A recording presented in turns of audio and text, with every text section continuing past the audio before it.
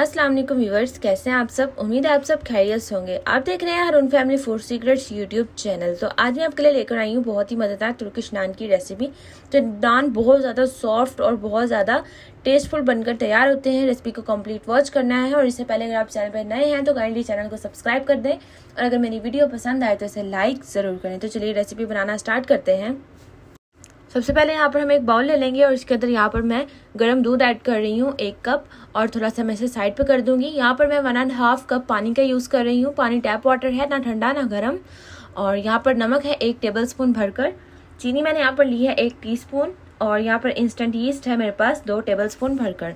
चीनी मैं इसलिए ऐड करी क्योंकि इंस्टेंट यीस्ट का टेस्ट इतना कोई अच्छा नहीं होता, इसलिए इसके अंदर चीनी डालनी थोड़ा ज़रूरी हो जाती है। इसे अच्छे तरीके से मिक्स कर लेंगे। यहाँ पर 3 कप मैंने मैदा ले लिया था। इसको हम अच्छे तरीके से स्ट्रेन कर लेंगे ताकि मौसम जो है वो मौसम के लिहाज से इसके अंदर इंसेक्ट्स वगैरह पैदा हो जाते हैं तो वो ना इसमें हो। तो इसके बाद हम इसको अच्छे से जो है स्ट्रेन करने के बाद कम्प्लीटली इसमें फाइन कर देंगे। और यहाँ पर आपको मैं दिखा सकती हूँ कि पहले मैं इसको चम्मच के साथ मिक्स करूँगी क्योंकि अभी के ये बिल्कुल फ्रेश है तो ये आपके हाथों पर बहुत ज़्यादा स्टिक करेगा। आपने हाथों को डायरेक्ट अप्लाई नहीं करना है इसके ऊपर। आप पहले इसको चम्मच से अच्छे तरीके से बाइंड करें और बाइंड करने के बाद आप हाथों का यूज़ करेंगे जब आपको पता चल जाए कि एक मिक्सचर फॉर्म में आ चुका है।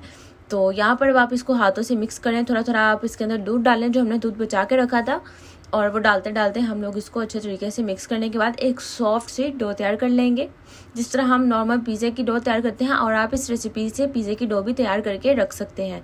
यहाँ पर इसको 2 घंटे के लिए राइस होने देंगे। यहाँ पर 2 घंटे हो चुके हैं और एक काउंटर शेल्फ पे हम मैदा डस्ट करेंगे, ड्राई मैदा, और इसके ऊपर रखकर हम इसकी जो एयर होती है वो निकाल देंगे और इसको 2 से 3 मिनट के लिए गूंद लेंगे। यहाँ पर इसको रोल करके इसके पेड़े तैयार कर लेंगे। तो पहले हम इसको इक्वल पार्ट्स में डिवाइड करने के बाद फिर हम इसके पेड़े तैयार करेंगे। यहाँ पर इसको अच्छे तरीके से आप जो है वो बाइंड कर दें, रोल कर दें, या जिस तरह से आप घर के पेड़े तैयार करते हैं नॉर्मल उसी तरह से जिस तरह हम घर की रोटी बनाते हैं।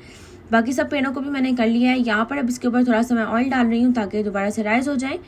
यहाँ चाहिए आपने हर स्टेप पे इसे राइस करना है, यानी कि अगर आपने आटा गूंदा है तो आपने पहले उसे राइस करना है, पेड़े बनाए हैं उन्हें भी राइस करना है, और अगर रोटी बनाई है तो आपने उससे भी राइस करना है। यहाँ पर मैंने खुशक मैदा ले लिया था, ऑयल या किसी चीज़ से आपने नहीं करना। रोलिंग पिन की आपने बिल्कुल भी जो है वो उसको ज़रूरत नहीं है, आप इसको सिर्फ हाथों से प्रेस करते हुए फैला लें।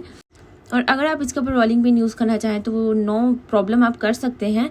यहाँ पर हम इसी तरह से बाकी की रोटियां भी कर लेंगे और बाकी की मैंने सब रोटियां बनाकर उन्हें 20-20 मिनट की रेस्ट दे दी है।